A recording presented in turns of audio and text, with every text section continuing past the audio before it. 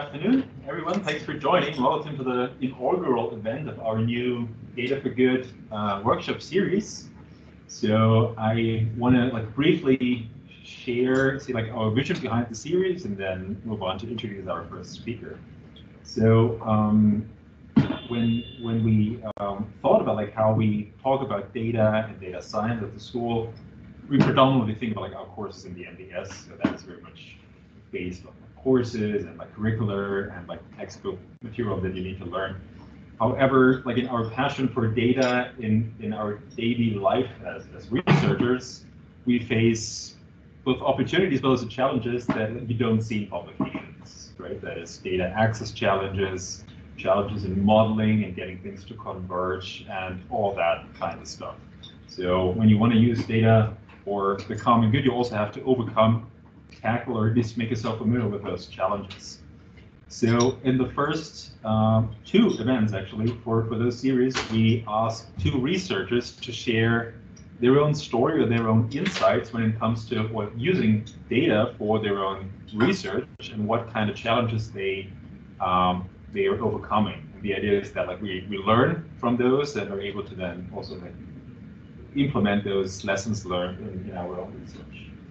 So before I move on to introduce Philip, just an FYI, there'll be one more event for Christmas in about 2 weeks from now. I think December 4th. We're going to have Max Callaghan from Mercator Institute to also give a workshop on, well, this will be also this insight into his own research. He does lots of text analysis for, well, tackling climate change in the end. So stay tuned for that. But today, we're going to have Philip with us. Philip is a network scientist from the Center for Adaptive Rationality at the Max Planck Institute for Human Development. Such a complicated name, I always get it wrong, so like that on the paper. So he's from Berlin. I'm sure at least some of the room already know him, because he's been teaching our networks science course in the MBS. His research focuses on, well, social media and its effect on society, broadly speaking. Maybe we look more the effect of the internet on society and the public domain. He has published extensively in some of the most prestigious outlets out there. So Nature Communications, PNAS, Scientific Reports. I think just today or yesterday, you got another piece out in Nature Human Behavior. So yeah, you name it. That is some top research that Philip has contributed to. Now, social media data play a key part in his research, and access to that data has become, I would say, generally more difficult over the past years. But he's also contributed to making that access, well, hopefully easier again in the future. So you've probably all heard of the Digital Services Act and how that might well, govern our access to data. We have the Center for Digital Governance here at the school, who's also extensively working on that. I see Philip in the room as a representative of that center. So there's a policy side to it, a governance side to it. There's also a technical side to it. And for that, at least that is what I would expect to hear, but we'll see. We're going to hear more from Philip. And maybe at the end of the day, we are better equipped to access and work with those data. So with that, hand over to Philip. The floor is yours. Thanks a lot. Thanks for that great introduction. I don't have to talk a lot about motivation and anything like that anymore. So yeah, thanks for being here also from my side. This is the second time I'm giving this workshop or presentation, so bear with me. We are trying this out. You will also have to do a little bit on your side, so there will be a part where you have to work something, and the rest of the time I'll try to give you an overview of what we know so far, or at least what I know so far, of the Digital Services Act, and specifically on how this might enable researchers to access data. Okay, as Simon just said, we are in a rather dire situation currently when it comes to data access.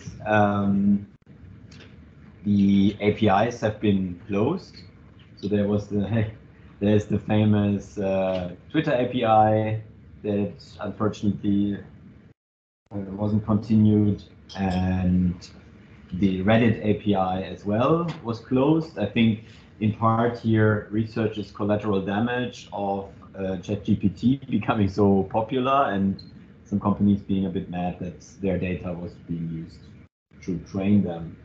But we are in the situation. So yeah, there are no really open APIs anymore. It's difficult to do this kind of research that I'm used to be doing and I'm still doing. So that's why I got very interested in the Digital Services Act. A brief motivation for why I think this is super important research. Together with Lisa, who was here at the Hertie School, now is working with me, and other colleagues, we did a systematic review of papers that link digital media with political behaviors. And we found 500 papers, and just very briefly, we found that there's a big rise in this literature. There is papers around the world, even though you have a strong US-centered focus on this research still, which is a pity. For example, if you look at Africa, of course, social media is being used all over the world, also in Africa, but there's way too little research on the effects on society. And this is just a sneak peek into the results. I'm very much invited to read the papers. We did find a complex picture, as you might expect. We set out because we wanted to solve the big debate, is social media destroying or fostering democracy? And obviously there's not a simple answer. You see some outcomes on the left that would be generally considered beneficial for liberal democracies. So political participation, diverse news exposure, political knowledge, and expression. That seems to be actually in the literature to be true, that digital media and the use thereof can help.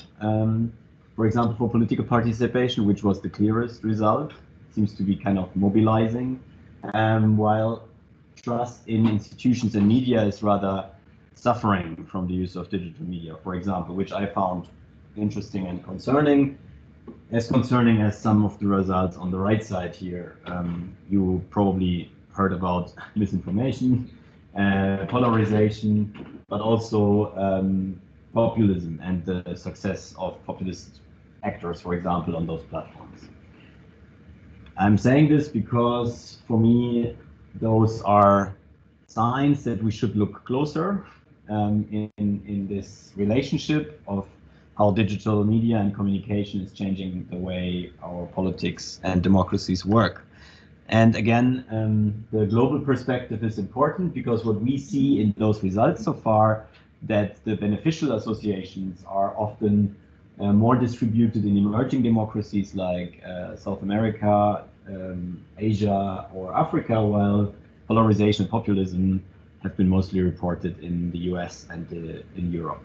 Okay, so I think even though the Digital Services Act will be all about Europe, even that is already a bit of a gap because big parts of the research we're currently doing in this domain is centered on the US. Maybe you have seen those quite famous papers. There were 3 science papers and 1 nature paper. Some people you know and will get to know more are also on those. And these papers were quite impressive, so I invite you to have a look. However, they also showed the power of big companies and platforms because these were done in collaboration with Meta, and the researchers had, so to say, exclusive data access and also access to experimentation. And for me, those were really highlighting what would be possible if we would have more regulated data access and possibilities to do this kind of research. And they were really addressing some of the pressing questions. They found that the news diet really depends on algorithmic changes and stuff like that, but they also found that polarization, at least in the US, could not be reversed in a 3-month intervention where they flipped the algorithm around. But as I said, my biggest takeaway was we need more regulated data access, and I also contributed to a policy report that if you are interested further in this topic, I invite you to read. We wrote this few years ago with the Joint Research Center of the European Commission, and we discussed those topics that I just talked about already then. And this was before the DSA. And some people at the Joint Research Center told me that at least some people in the European Commission read this report, and maybe it contributed a little bit to shaping of the DSA. But let me move to the topic of today. Okay, this was just for motivating why I think it's important. So I'm not a lawyer. As Simon said, I'm a network scientist. I do social media research. I try to understand dynamics thereof. Actually, I'm a physicist by training, so it was a long way for me anyways to move into social sciences. So that's why, really, bear with me. I'm not an expert on all the details of the DSA. Don't ask me too many questions. You can explore it yourself. Online, there is the full text of the DSA, and it has a lot of articles and paragraphs, like usually these things have. But I think it's quite a banger. The DSA was really, I don't know, it seems to be a big thing. I mean, that's at least the hope. It aims to be the rule book for online platforms in order to make online environments more transparent and safe. And the idea is, I think it's on the level of the GDPR, the General Data Protection, so that on one hand we had to find rules to protect individual data, and now I think this is a step towards opening up the black box a little bit of what these big platforms are actually doing to our discourse and to other aspects as well, mental health and also the competition in the markets. And this is also the Digital Markets Act part of, side package to that. So really, I think a big effort. The DSA, as far as I'm informed, will mostly apply to very large online platforms. They're called the VLOPs. Okay. I hope you can read that slightly, but I was compiling a Q&A website with my colleague Julian Jauersch from Stiftung Neue Verantwortung. Maybe you have heard of them. They are a think tank in Berlin, so a lot of credit also to him and generally the work they are doing. If you're interested more in the policy side of this, I very much invite you to look at their website and what they are doing, okay? And this is the list we had back then of the VLOPs that are kind of considered VLOPs and that the DSA then fully applies to them. I think the condition was more than 40 million active users. 45, thanks. See? Exactly. And I mean, there are some, I think there are some fights around that because I think Zalando said their accounting is not correct because they have been the only German very large online platform characterized as this. Do you have information of the current status? I mean, they definitely are very low. The fight is there are some platforms that are, we think, hiding users under the carpet. Okay. Very good. Okay. So Zalando is the German platform, but then there are the ones that, at least also for my research, are more interesting. I think Zalando might be interesting, I don't know. But for my personal research, the social media platforms are interesting. Like we have TikTok here, we have YouTube, we have Facebook, Instagram, LinkedIn, Pinterest, we have Snapchat. And you already see that a lot of my own research in the past, and when I look at my review paper, for example, and look at the platforms that have been researched, there was always a huge bias towards Twitter or X. And there's very, very little research that I'm aware of, for example, about Snapchat or, I don't know, Pinterest or Facebook, and Facebook a bit more, but you know, those are really big gaps that we can maybe fill now. Then what's another important information are where these companies have their headquarters in Europe. You see the digital services coordinators, we will talk about them later, will be responsible for those platforms. And most of them are in Ireland, as you might know. So the Irish digital services coordinator will play an important role in the future. Yeah. Just a extra piece of information. And what is also, I'm not sure what this will mean, but also all the alphabet platforms, Google Maps, Google Play, Google Search, will be part of that. And I will be quite curious what's in there. Yeah. What about platforms like Netflix or like in tracking data? We consistently see that like adult content platforms are highly popular. They have a lot of active users. Right. Good questions. I don't know. Maybe you know? So Netflix, I think these are online intermediaries. So you can't just as a person on Netflix post something on Netflix. Right. But if they have the comment function, then sure. As all platforms are claiming they don't have 45 million users in the EU.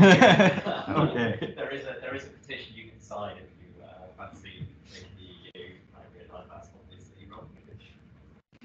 Okay, interesting point. But I see the point of user-generated content. Like, I mean, platforms, intermediaries, there are platforms where not the content is provided by the platform. So that's a good distinction. Thanks. But at least as I'm concerned, for my research, those are relevant platforms. Like, I mean, that's really what I would like to look at. I mean, there are some fringe platforms maybe that have less users, but this is where public discourse often happens. Okay. Then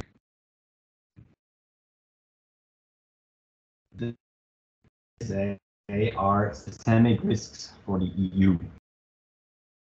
Okay. Stay important. Also later on when you have to do something.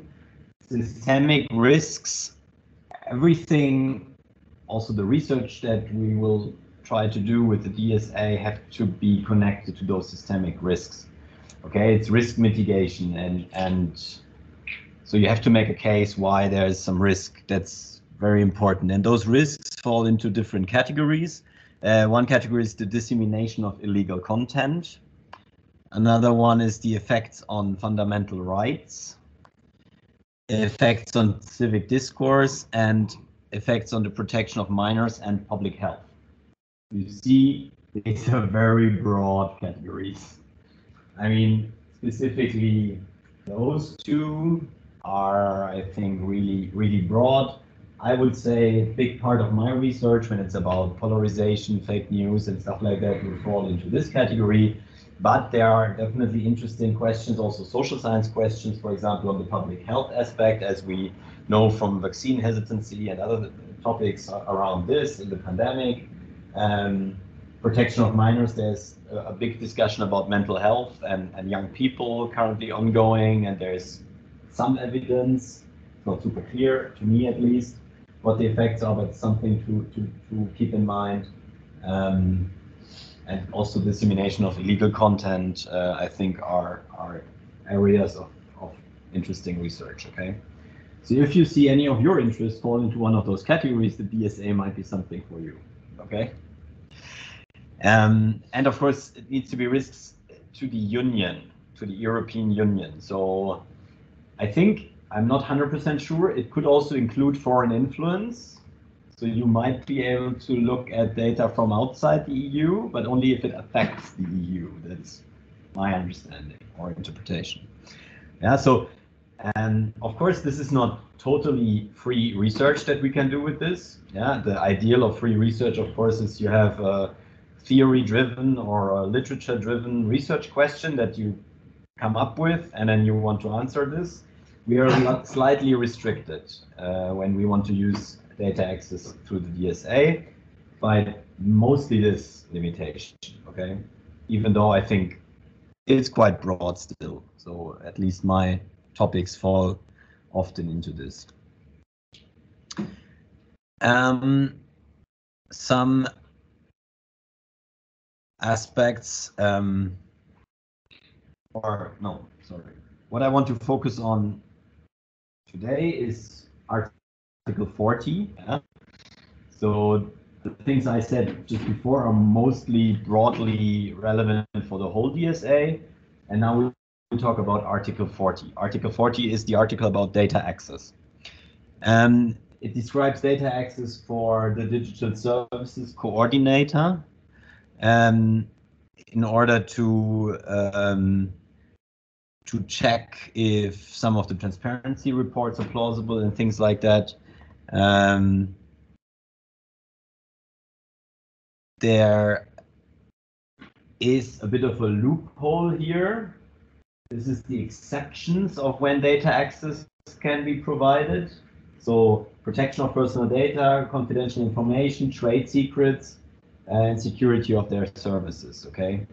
I don't know how the policy discussions will then unfold in the future, but I think this is where at least one of the points of attack that I could expect where platforms argue, for example, the trade secrets when you want to have information about the algorithms and how they work. There might be something, even though if you look at the next paragraph, it says that the digital services coordinator can request data explaining the design, the logic, the functioning, and testing of the algorithmic systems. So this is specifically then mentioned again. But these are the first three paragraphs, but the fourth paragraph is the one that I really want to talk about, and that's the one for data access for vetted researchers, okay? So it's not just the digital services coordinator or the European Commission that can request data, but also vetted researchers. And what makes a vetted researcher? They have to fulfill some conditions. So they need to be affiliated with the research organization as defined in the I don't know, I'm not super aware of what this exactly entails. Philip, do you know by chance? I'm not sure about this legal framework, but it was always to talk about it also NGO researchers should be. Yes, true, exactly. It will not only include universities or public education institutions, but also NGOs, civil society organizations, which is a big deal. Yeah, I remember the discussions. I think this was on the edge, and then they actually edited, and then there was a big celebration about that. So that's great. So they can probably journalists as well. Oh, really? If they can fulfill those requirements. Okay, good. And then the rest of the requirements also apply to everyone else, right?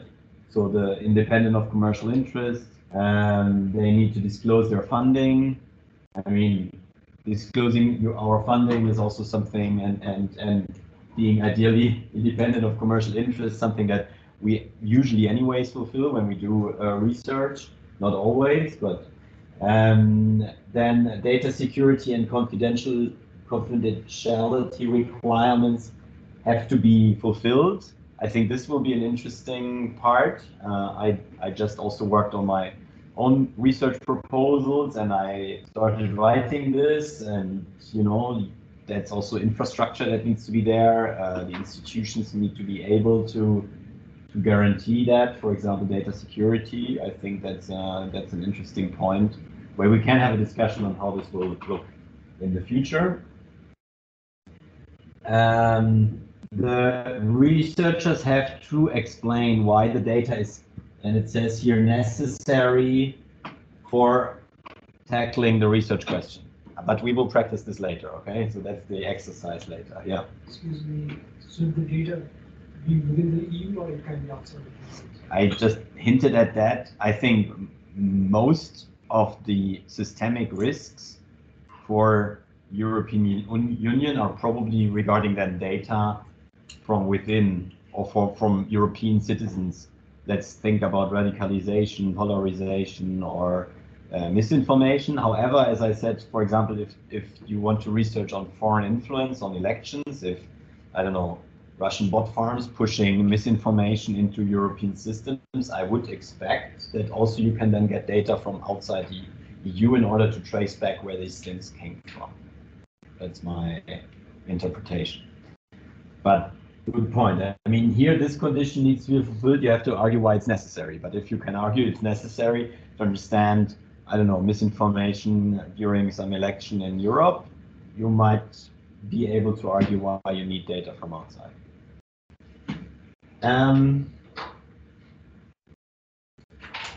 Yes, the purpose, we talked about this, those are systemic risks.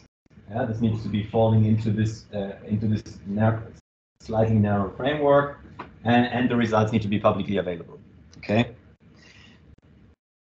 that's the conditions you have to fulfill.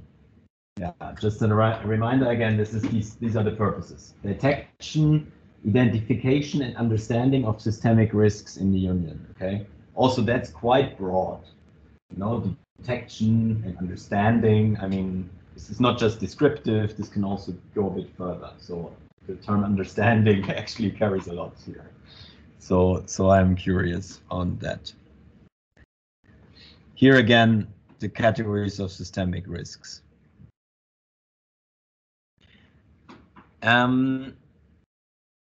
This is from Stiftung Neue Verantwortung from Julian. This is a kind of overview of how this process could look like.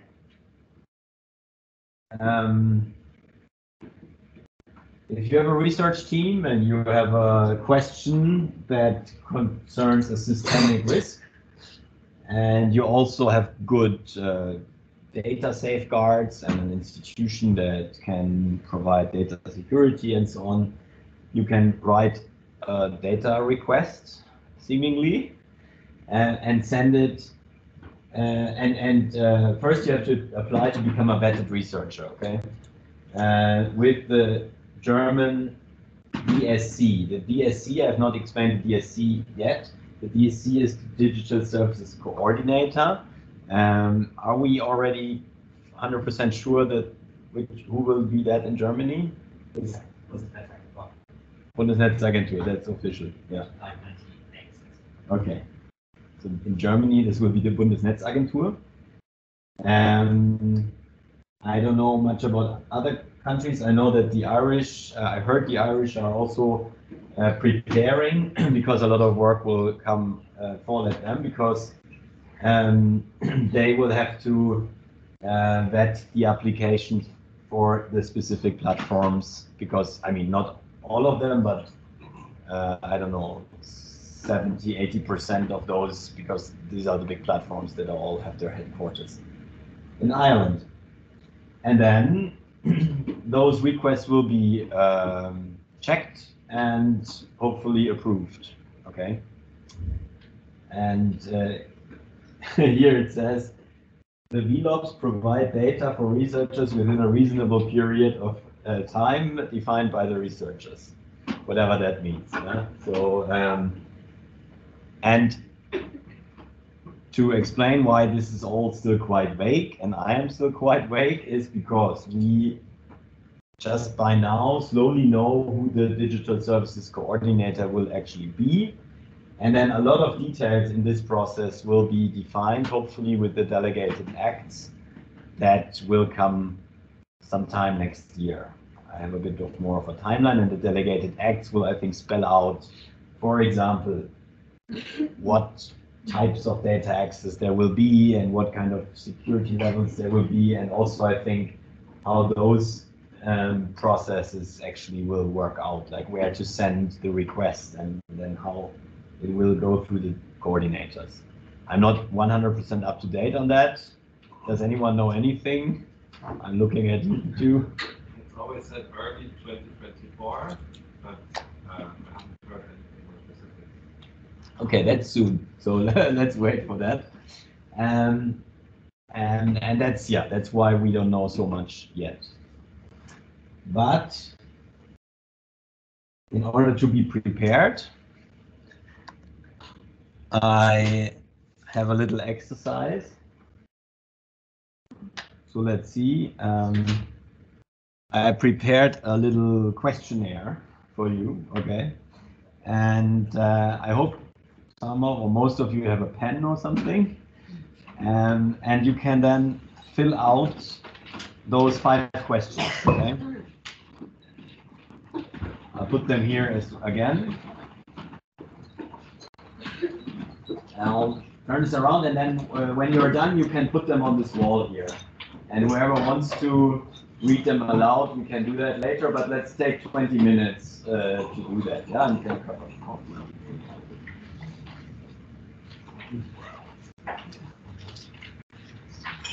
Right.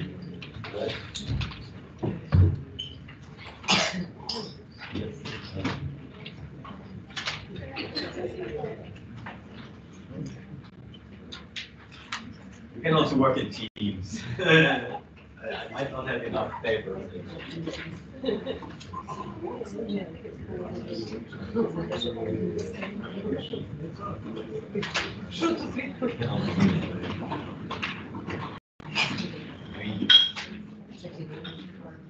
Yes, and then all this. Yeah. Brief answers, not a long text.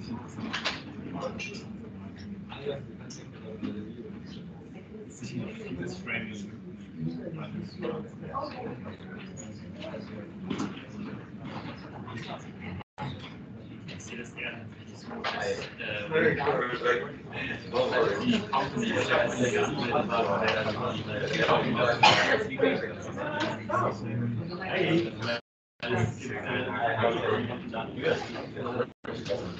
Sure, of course, I don't. I mean, so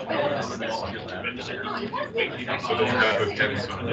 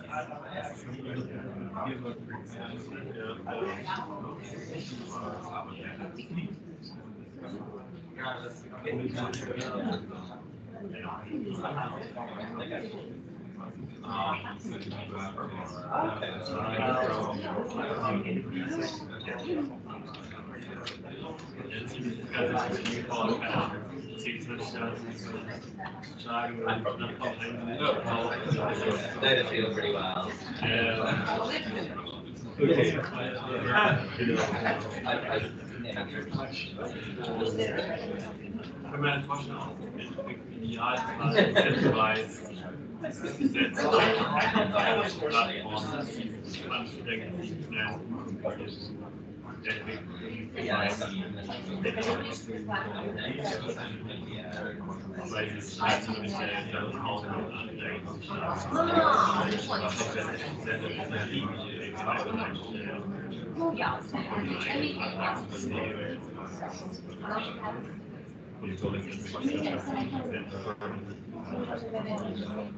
Deutschen und finnischen Behörden, die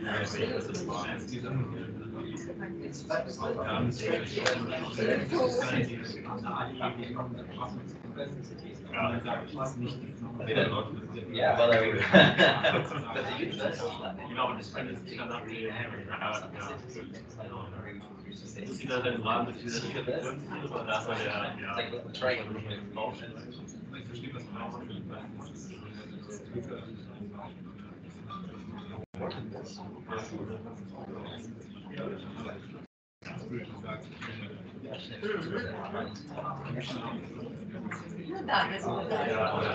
Oder die werden nur eingeschaltet, wenn es dann abgegeben wird.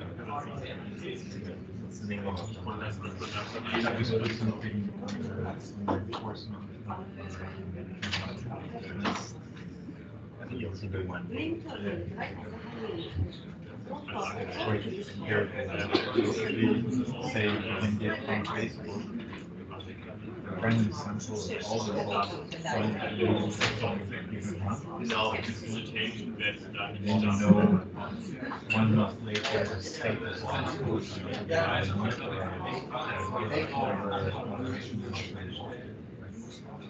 In this case, I know Also ich muss auch sagen, dass das irgendwie, weil it's an extra the enforcement of the law. habe ich halt am Anfang, als Proposal geschrieben hatte, If you can get a random sample of everything.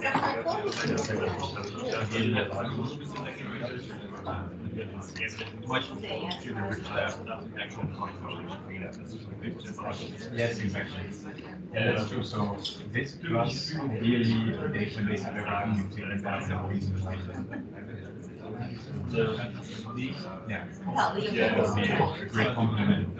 If you look at how much they have missed, it's also good to look at what they have taken down in the house. And also then, if we had discussed it, the whole question of decisions.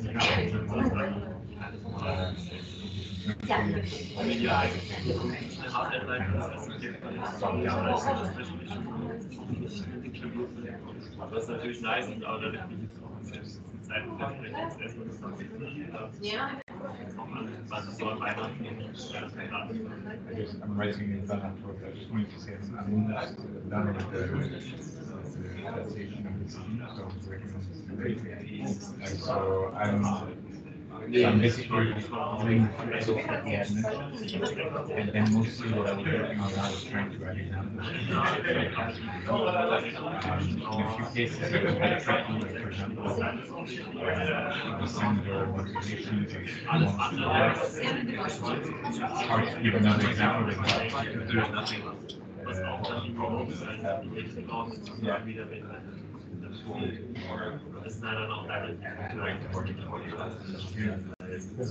I mean, for this one first one to her, it's just that I don't know how to formulate it in other words. I think it's useful because I found several examples that were fitting. It's just that most of the time people were using exactly that term. So aside from that, like find other examples. So yeah, then I would just do it like that. That was the only struggle that I should have. So I don't know how you did, but I'm editing directly in the HTML. So that's what I'm doing. And so, yeah, in terms of that, if I get it done by like tomorrow or the day after tomorrow, so I think that we could then send it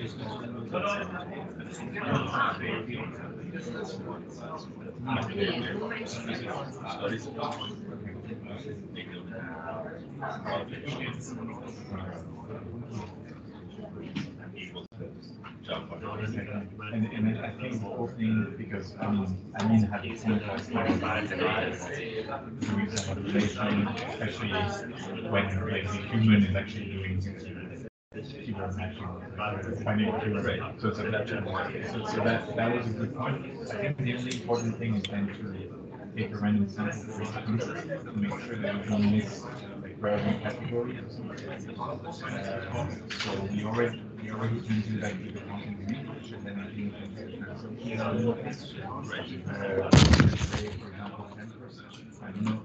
We need to check like the amount that represents those words for that. But if 10% is okay, I think that's the problem.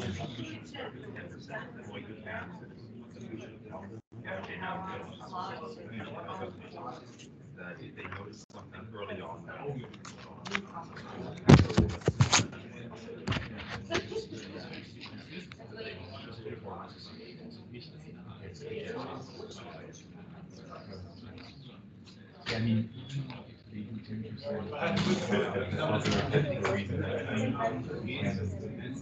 If you can set a threshold, if it happens more than whatever number of cases, then we add it.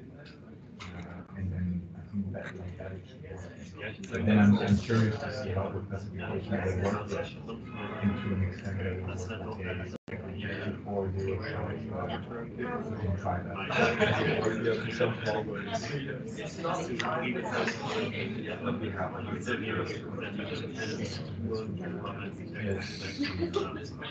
Yeah, we can try both. Question my chickens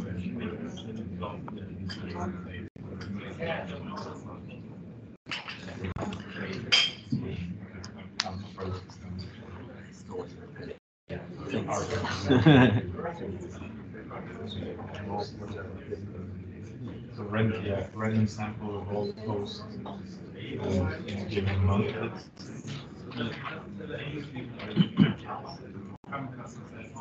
Are you getting along with the task?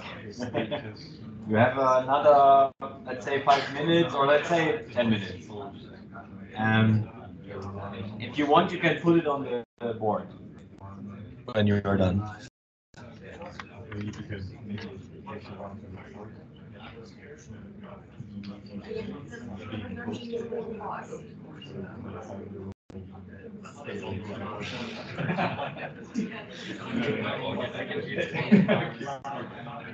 Status and then database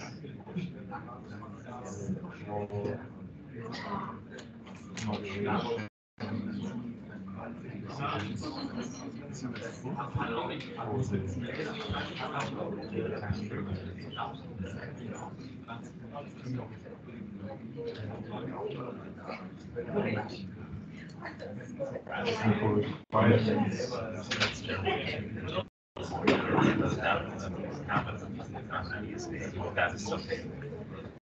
You mean available?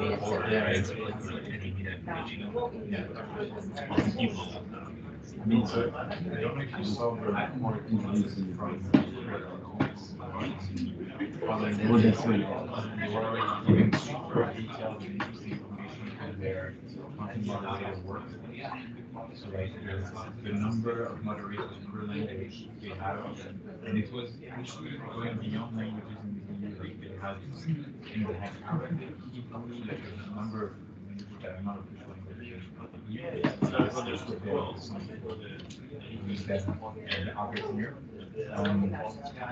it was what you would expect with like the vast majority that are for English. So, but that was cool because you, for once, precise numbers, really you had like one leaked document there that was giving you a number, then another one that was never really comparable between languages and everything. And this time they had, and they had also numbers of actions taken for specific reasons. Number of people contributing that for each country. So that was really cool. Of course, they didn't have any detail. It was still really cool to have. And what I wonder also, I want to ask is whether if your request gets accepted, is it like an on-demand thing, where they just like one shot give you the data, and they give you like, yeah, access to the exactly, and then you can do queries and stuff like that. I don't know, because obviously the latter would be much better. But maybe they don't want the latter because you can be programmed. And they're the one-step thing, they have a lot of control. We also do one such increase for potentially more complicated. I mean, in practice, yeah, that would be like a lot of cost for them.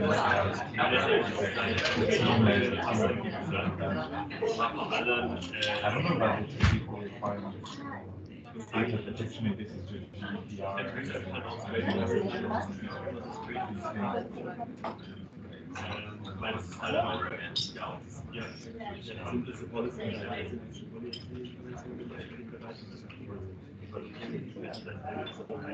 I had actually worked on a project where I was funded by the EU, where in the application they always respond to military requirement commission. There was a huge done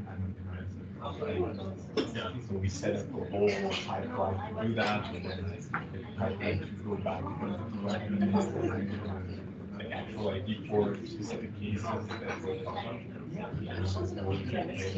Obviously, as a selfish researcher, it's much nicer to start with all of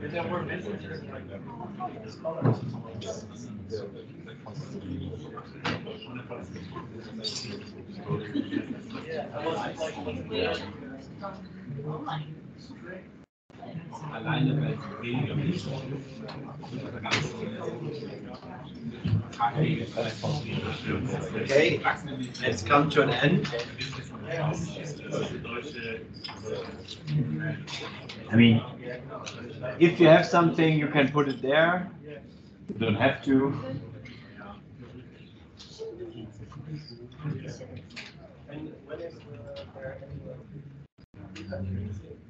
I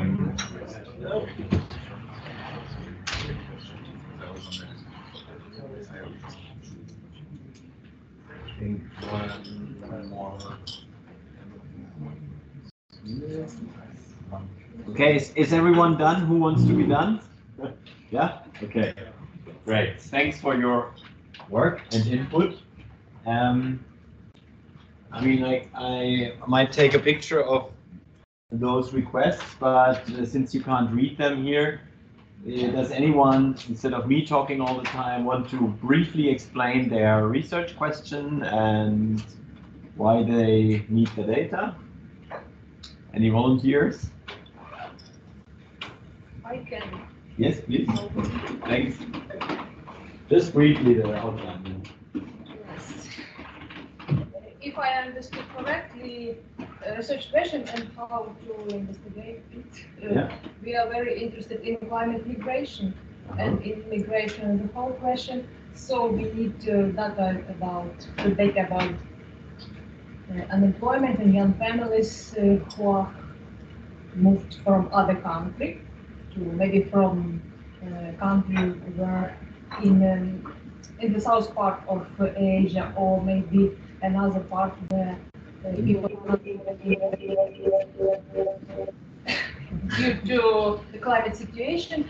So we need data about how many people need social assistance, additional money, how many young families with children, how many children, and for example, we can create a social group of interest in Facebook to deal with this question, to speak with each other, to solve our problems, and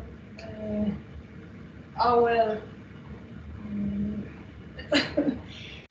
what type of data we need?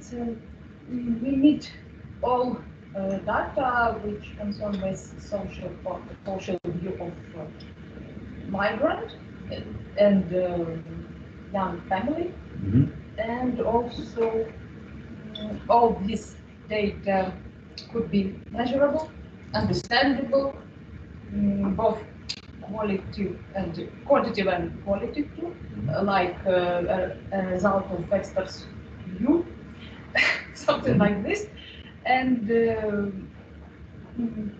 this data could be open.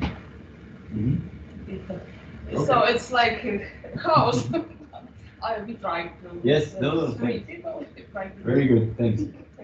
And I think it's an interesting topic. I have not thought about this, but you can of course also use social media data to infer, for example, how many migrants might be coming, and then finding more about the backgrounds and anticipate such movements. I mean, that's a thing that you can probably do with social media data. So interesting. Thanks. Anyone else wants to quickly present? Yeah. We thought about water protection. We also Uh-huh. talked about it very briefly. Our research question will touch on how to properly replace bots. Yeah. And how to assess their influence on relations within the union. I mean, We look at what we don't have to go super deep in detail. That's well, and then we look at fake accounts and bots as our user group, I guess. Concerning time frame, we would try to look at 6 months prior to an election in the member state, or as European election as a whole. We want to look at Facebook data, TikTok data, Instagram and Twitter. Guessing those might be the most popular in campaigning still nowadays, depending on their age groups. For Facebook, for example, or Twitter, those are completely different, but still pretty relative in their age groups. And like, we weren't sure what type of data we can actually request under the DSA, but I think especially when we do bot detection, we need something like a source of truth, because we can't be 100% sure what is a bot actually and what accounts are not, because we only have indicator data by like their account metadata, like the name or the address or view locators or how many times they posted in what kind of time frame. exactly. I thought exactly about the very last point. That was my first intuition: the activity data over time, if there are crazy spikes and things like that. But we would want to see how much they can actually provide us. Maybe there's a labeled data set. I mean, I do internal bot detection, I'm sure, so that could be something one could request, which brings us, by the way, to an interesting point. Like platform internal data is like not things about user behavior and what you see on the surface and maybe what they see, but also algorithmic changes, or for example, the results of internal bot detection and so on. I don't think that they are in general excluded from the DSA, even though they will probably put forward the trade secret arguments and things like that. But yeah, interesting extra information to be there. Cool. I think bot detection, I'm sure there will be quite some requests on this topic. The danger-specific discourse are quite clear and very good. Thanks. Yeah?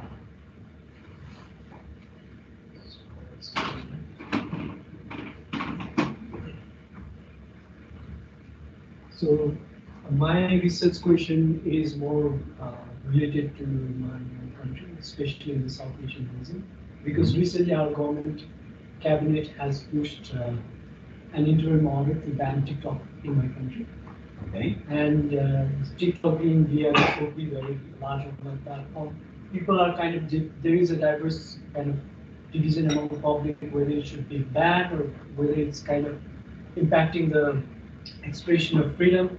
But if we see, like, we can see both arguments properly well, because it's kind of creating many cyber crimes in our countries. Like in 2 or 3 months, there were 1,500 cases of cyber crimes related to TikTok. So the user groups that I'm interested in is like the user groups of TikTok, like that is from 10 to around even 50 or 60 years of people who are using TikTok in our country. And the time frame is I want to access the data, like TikTok data of a year of data. And also the data type of data I need would be social demographic data, their educational status, usage pattern, what are the content type they are posting, and the technical requirement and the data protection and ethical consideration from my side is like it would be done with informed consent. It will also be anonymized, and it will be completely monitored during the period that I'm taking the data, and it would also be like more inclusive, like more amount of like data would be considered, and it would be more culturally sensitive as well. And yeah, like it would be completely under the regulation, the regulatory framework of the country. So that's. Thank you. That's good. I fear, unfortunately, it will have to be about the EU, but we all hope that the DSA will be a role model. And as we know in many other countries around the world, these platforms play an important role to use And thank you for the ethics point. Anonymization concepts, I think, will have to be provided if you want to make parts of that data in any way accessible later on. I think informed consent is a great idea. If it doesn't mess up with any behavior you want to look at, or especially if you want to look at a larger scale and back in time, then informed consent is of course difficult. But for example, if you say you have a specific user group, particularly vulnerable, and you want to follow them for some time, I think informed consent is something to consider. Thanks. I think, is there someone left? I heard a lively discussion over there, yes? And then we can move on, I think, yeah? So. Yes, so the question would be the level of enforcement of content moderation rules on social media.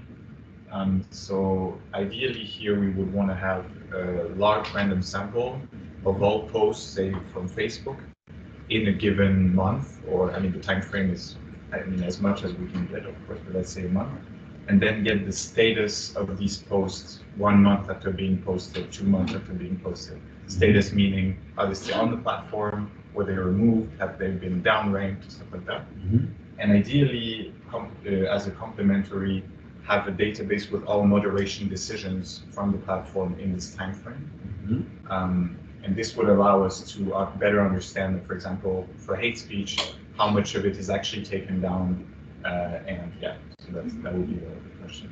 Cool. That's an interesting question, content moderation. I have good news for you. There is already a database of all the content moderation, as you might know. I am not sure if the content of those posts that being moderated is available. No, it is not.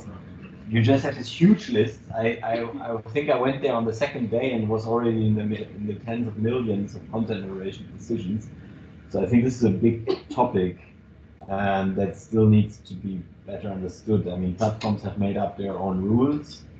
I do assume that in many parts they are actually sensible, because I mean they want to keep the discussion kind of civil and okay, so that not to scare off too many users, but yeah, more transparency there, and also kind of long-term understanding of what those decisions then do in the aftermath. Like, does the content does it get reposted by other people, or is it actually being dampened down and stuff like that? And also this whole soft content moderation area, right? It's not just delete or not delete, but you can shadow banning or something is called, right? So you can kind of reduce the reach of people and so on. I think that's very interesting. Cool. Good ideas. Very good areas and really different. So I really like that. Okay. I myself, as I showed you in my results, I wanted to look a bit more on trust. And I would like to identify online communities where trust in democratic institutions is really low, and understand really on a URL basis of what kind of content they are sharing in those groups, and understand why, for example, mainstream media has lost grip of some of those communities, and what's the alternative type of information they're sharing there, and understand that mechanism better. And it's good to be optimistic, like we are here now, and kind of come up with these big questions and thinking about what kind of data we would like to have. But as I said, there's a lot of open questions still. I have a few questions and answers collected from the previous workshop, and I can present some of those, because maybe these are questions that you also have now, and then we can move into a more open Q&A. And as I said, a lot of these things are still wide open. You can find this document on this unreadable link, but send me a message and you will find it. Or if you Google this, you should also find it. I'm not 100% sure, but let me know. if you need that. This is a more extensive document, and I will talk about it now. Just briefly, aren't there already data access rules in the EU? Was a question we got several times. No, not really. There was the Netzwerkdurchsetzungsgesetz in Germany. There was some level of data access provided, but it wasn't really used. And that's why the DSA is so important.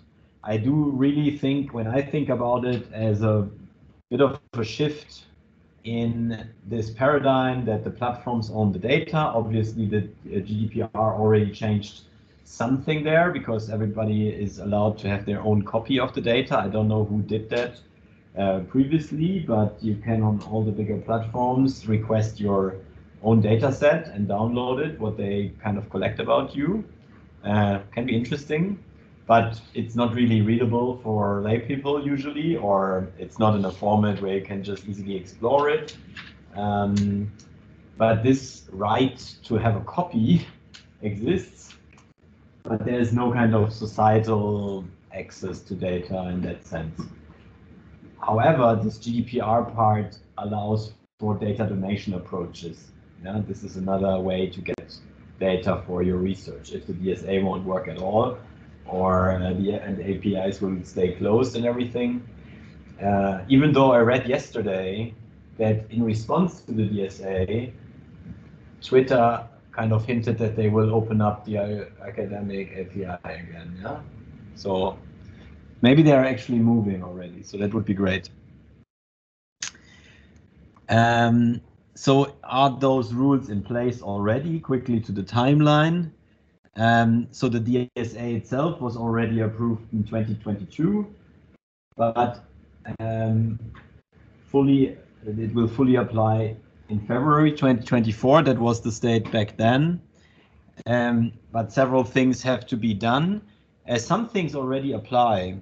As far as I know, there is another paragraph of Article 40, which is paragraph 12, which is called the scraping paragraph, if I'm not totally mistaken, and it basically legalizes for vetted researchers, even though they don't exist yet, to scrape publicly accessible data. It was a lot of uncertainty for researchers in this domain. I did scraping myself, and I was never really sure if they will sue me at some point. And it happened for New York University group. So I think this was really a big uncertainty, and maybe this will help here. But as I said, the delegated acts still have to be decided, and the digital services coordinator. Those are the two things that still have to happen. So watch the news for those. There's another overview of the timeline, but I'm not sure if this is still up to date. So in February 17th, 2024, which is quite soon, this DSA applies in full to all platforms, and the member states should designate their digital services coordinator. Even though everyone I'm talking about to is very pessimistic that the Germans will manage that date. I don't know. And on that timeline, maybe. So in case you want to do that type of research, currently there is kind of the fear of a lack of coordination in the research community. So I think it's good to get in touch with other researchers, and especially in Germany. So for example, you can get in touch with me. I am connected to some other German researchers at the Weizenbaum Institute here in Berlin, for example. And the idea is not to overwhelm the system by sending random requests from all types of directions, but rather be coordinated in the community and then send well-crafted, well-thought-through requests first, so that the system can start working. And maybe in 1 or 2 years, the coordinators are super well organized and everybody can for their individual PhD project or so can send their own little requests. But I think in the beginning, so yeah, don't now put a reminder on the 17th of February and start sending requests somewhere. I think it's better to be coordinated. Yeah.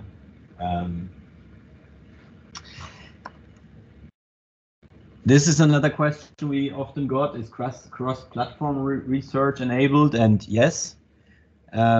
So I think this is super important because I know of almost no paper that does a proper comparison of different platforms and their dynamics. Because usually researchers got in some way or another access to data from one platform, and then they were happy with it and then wrote their paper about it. And if it's possible, you want to compare the discourse between TikTok and Instagram about a specific topic, I think that's a very interesting question. Also, it gives us a handle on what the platform architecture and the way platforms work, how much of a difference that makes to how the discourse goes. This is, I think, interesting.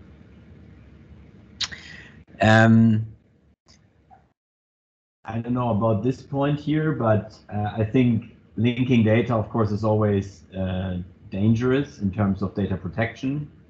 So this is something to consider specifically. Do you have an opinion on that? No, you. Yeah, exactly.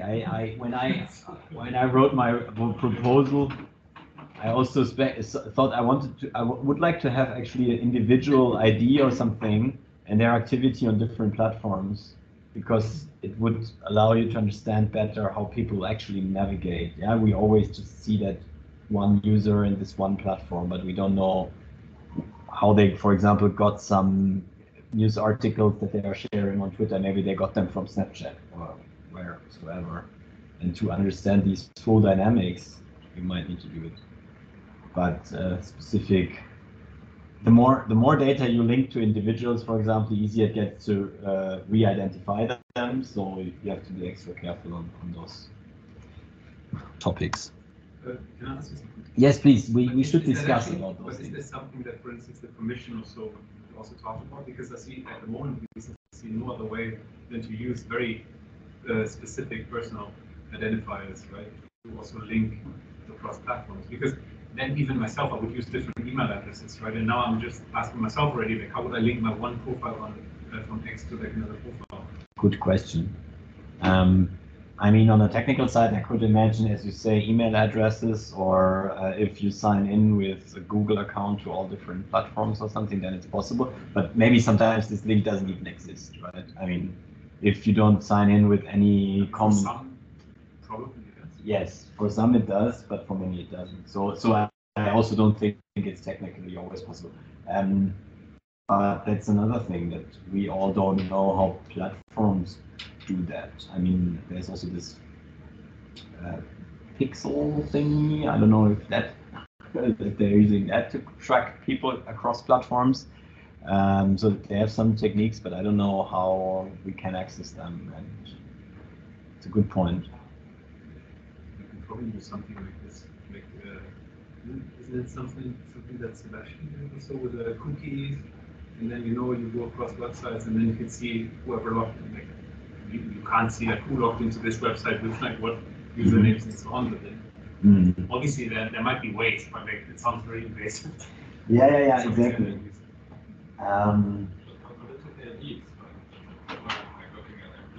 Yeah. That's a good point. Like, some people put their real names, public figures. That's something that's possible.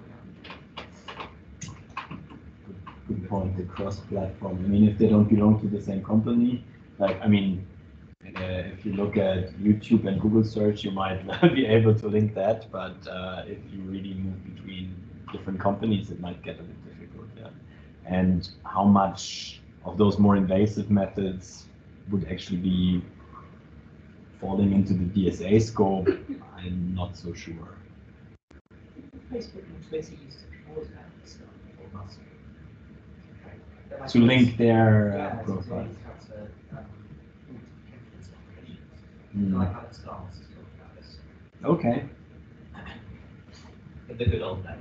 Yeah, when Twitter was still cooperating. Yeah, but these are crucial questions that still need to be thought through. This is another one. Whoever's interested in causality might want to know probably. And the answer is in certain cases maybe. I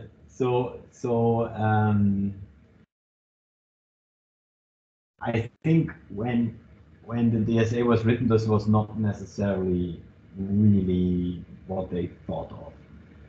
But as you see, the Article 40 that I showed you is so general and vague that you can interpret a lot of things in there. I think when you think about A/B testing, so stuff that the platform is doing constantly, and you want to get data over time about that and data of whatever, the way people talk, that would be interesting for causal inference methods. Like if you see continuously over time, whenever they change something, the discourse changes in some direction or so, that I think would be very interesting data, but they might come up with the trade secret argument. I'm not so sure, but I think it's not ruled out, at least. Experiments is a different thing. Experiments, I'm currently thinking about combining recruiting and incentivizing people myself, but then using a real-time API access to follow those people and their activity. So in that sense, you could do, I think, in a kind of a guerrilla way, do your experiments and link that to DSA data. But I don't think you will be allowed to go into Facebook headquarters and play around with the algorithm. I think that's not part of the DSA. So it's about transparency and not so much about really changing something, how the platform works, right? That's not yet the case. If we find out after years of research with the DSA that they're actually destroying everything, then maybe we have another law that allows that, yeah? I was just thinking it might be an option to, have like Facebook to disclose changes in Yes. the algorithms, right? And then at least look at changes over time so that you could explore how these changes then also have like an effect on the platform or the contribution system. That's what I'm hoping for. I personally hope for that. That goes a bit into this A/B testing, or it's more like the natural experiment. Exactly. Yeah. I mean, that would be nice data, right? And in principle, you can ask for historical data back in time, and ask them like whenever you change the algorithm, and I also want to get the whatever toxicity measures of the discourse, and put those timelines next to each other. I think that would be very interesting. As I said, I don't think it's generally ruled out, but I think it is the one step further than the more obvious data requests that would be really more observational data, maybe over time. And this is the more tricky stuff, like internal platform, internal stuff, or real-time APIs is another one that I'm not sure if that's the idea. The DSA usually, and at least in my first interpretation, sounds more like I want to know why this happened, and I can look at some platform data from the past and just the observational stuff. But if you think further, then you come up with those points, and they're actually more interesting.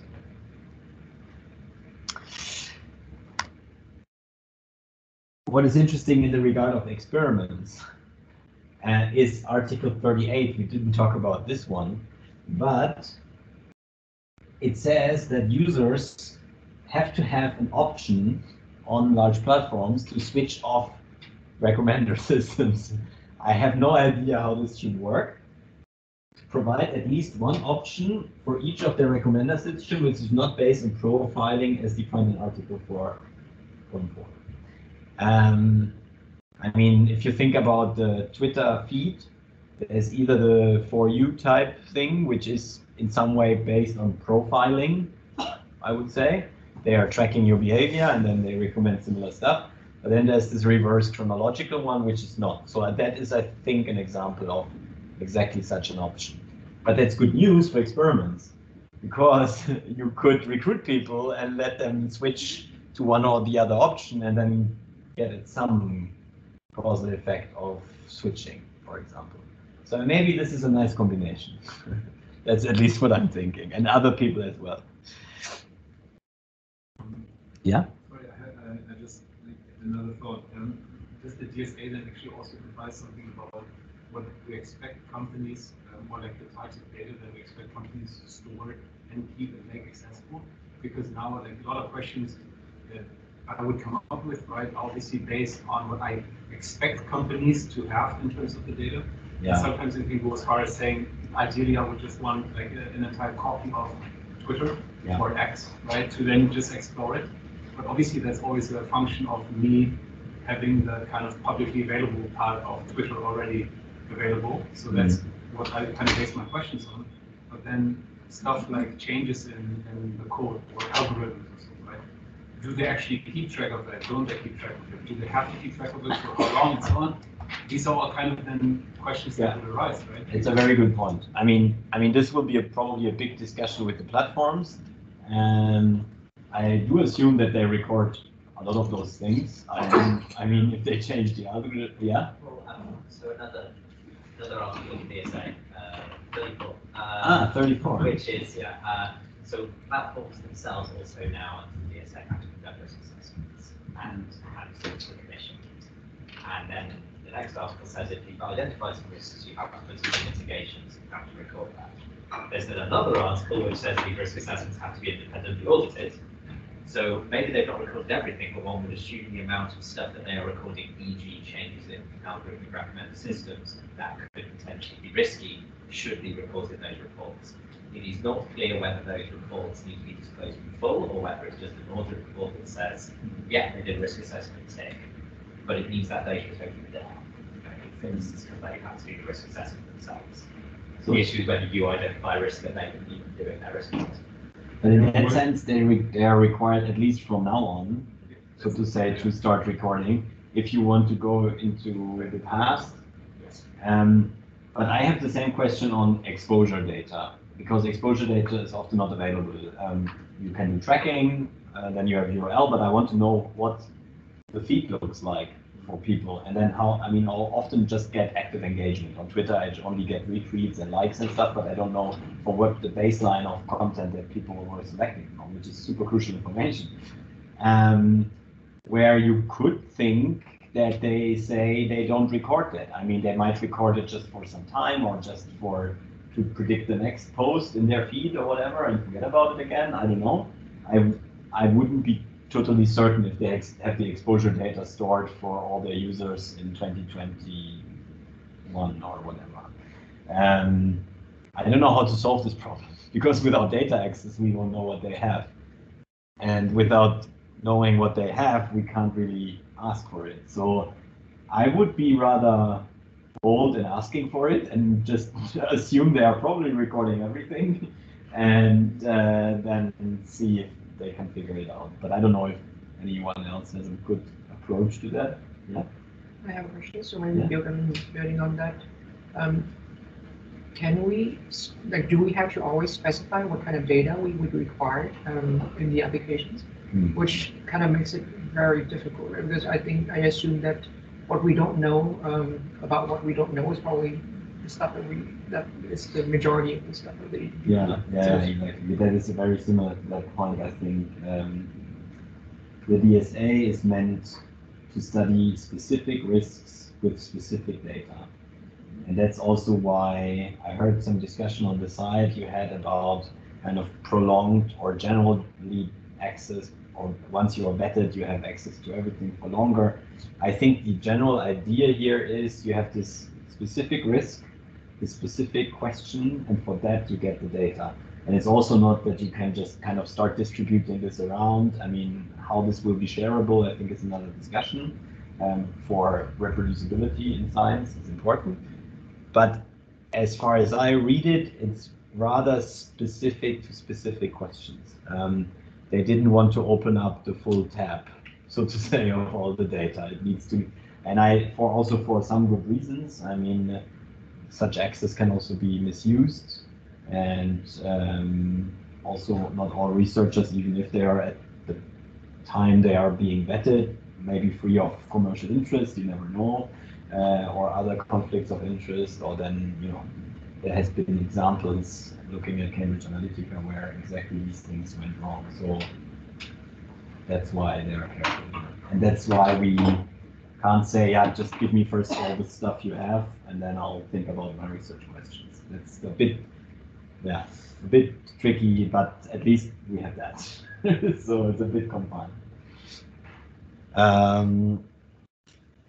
Yes. More questions. I have a few more here. What do we have still? Yeah, this is the scraping thing. I mentioned this. Yep. Another question. Sorry. Okay, we'll get to the very end in 1 minute. Article 40, paragraph 12 is the scraping paragraph that I mentioned. If you want to have a look there, that's another option that's opening up. Currently, I'm thinking about it if the alternative routes to just DSA access are, of course, conducting your own experiments, programming your own app, doing tracking, maybe data donations, but also scraping. So we have a bit of a choice here, but maybe this at least gives it some legal clarity. We also talked about this. This is the transparency database and content moderation decisions. You can have a look. If you Google it, you should find it. And database of online advertising. We all know that there was the Facebook ad library, or is, which was quite helpful for political advertisement. And now very large online platforms have to create ad repositories. Collecting on, so they have actually this a model from the Facebook ad library. Now all of them have to do that. So when you're into political advertisement and stuff like that, I think that's good news for you as well. And finally, I just want to invite you, in case you've not come across this, to read this and this. These are position papers. You were part of this, right? Yeah.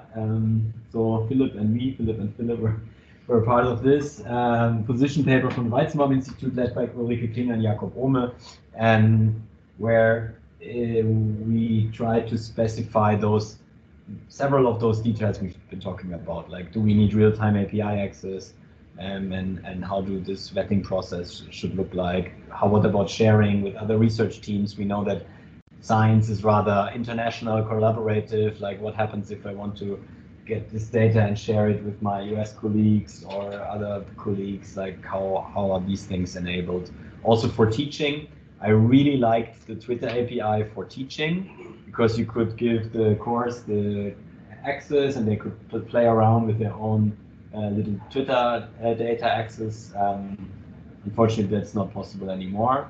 But I don't see that falling into the DSA currently, but who knows? Maybe with Twitter moving backwards, it will be again possible. That's all I wanted to say today. Thanks for your attention, and much thanks for your contribution. And let's have a few more questions if there are any. Yeah. Within the DSA currently, is there anything implemented, one might call it the feedback loop?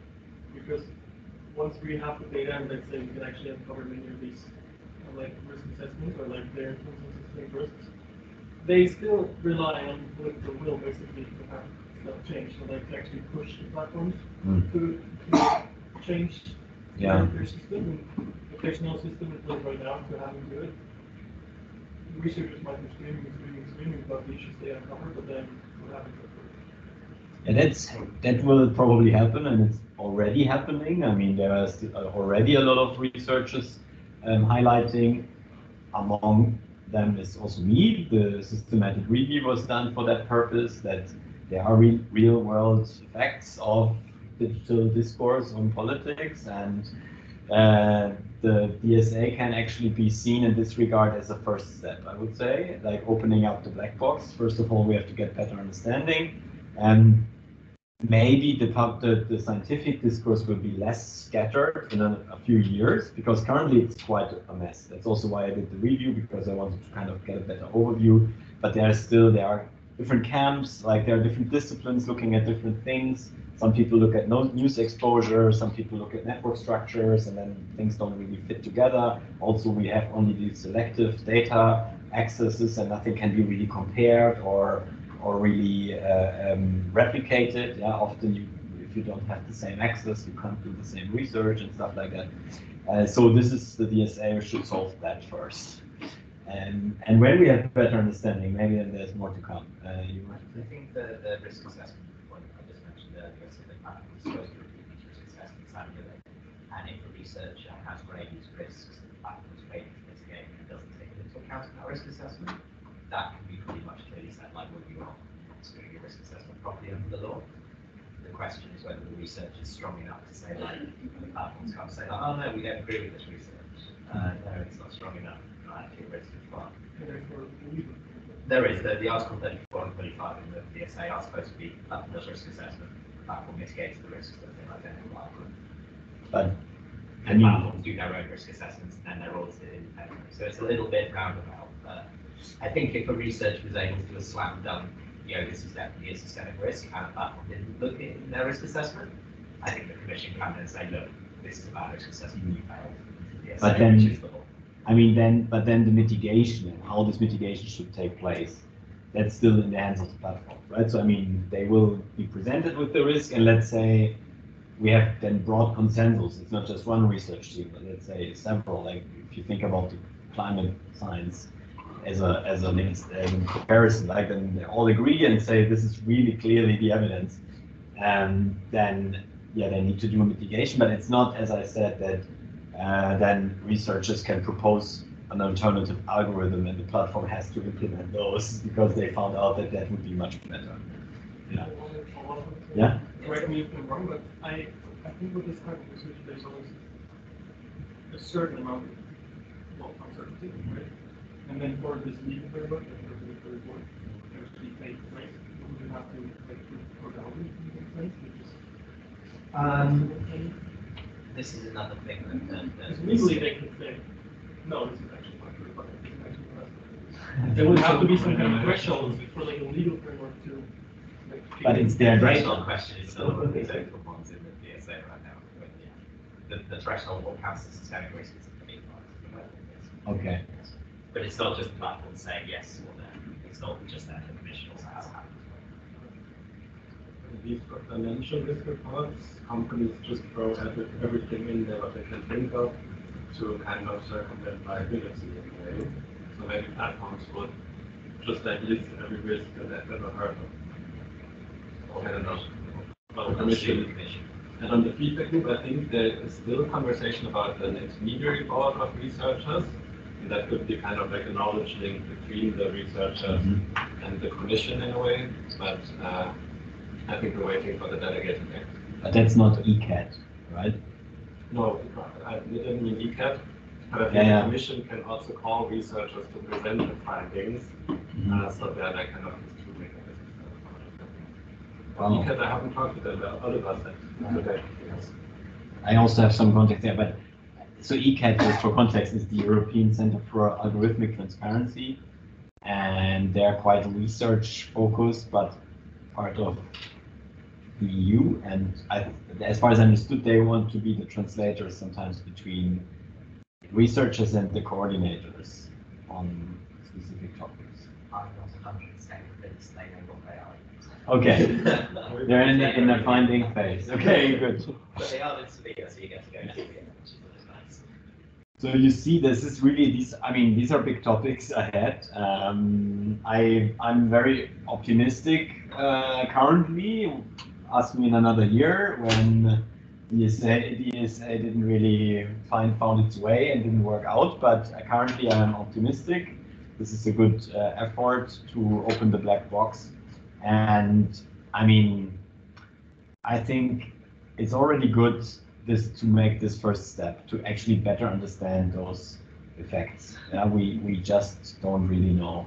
I am now in this field for almost, I don't know, towards 8 years or so, and I started this basically in 2016 when this was this wake-up call year with Brexit and Trump. Everybody got quite worried and people saw those connections, but we're still not really far in establishing causality, but not even the descriptive stuff is clear. People in one country find this direction and others find this direction, and we don't have a full picture yet.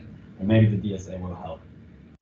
And then at some point, we might be able to make clearer policy recommendation also how to rebuild platforms or how to build different platforms. But really, we are not there yet. First, we have to do the understanding part. Yeah, and let's hope some of you can contribute to that, and I can contribute, and the DSA will help us with that. I think those are nice closing remarks. Good. That's what I tried to do. Yeah, happy to.